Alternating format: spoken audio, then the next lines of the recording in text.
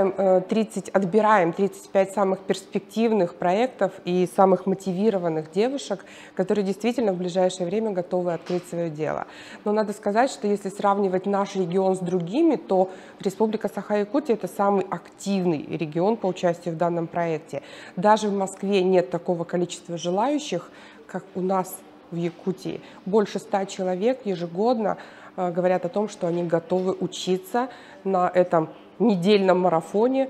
Вы знаете, очень высокий процент открытия бизнеса, порядка 30% девушек открывают в ближайшее время после окончания обучения свой бизнес и продолжают его и по настоящее время.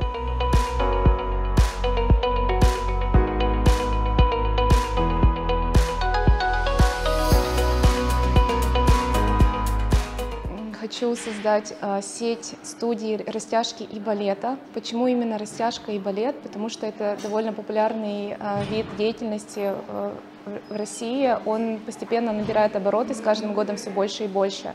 И у нас в Якутске еще нет такой студии. Я бы хотела стать первооткрывательницей, скажем так.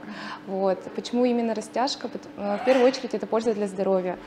Также это улучшение духовного состояния, улучшение ментального здоровья и так далее.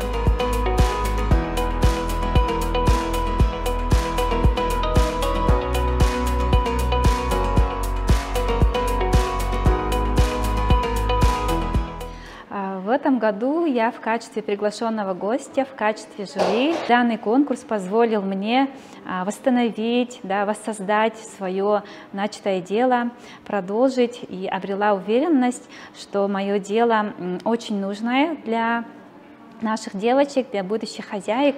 Я вот по сей день продолжаю свою работу, обучаю детей шить и не только, воспитываю будущих хозяек.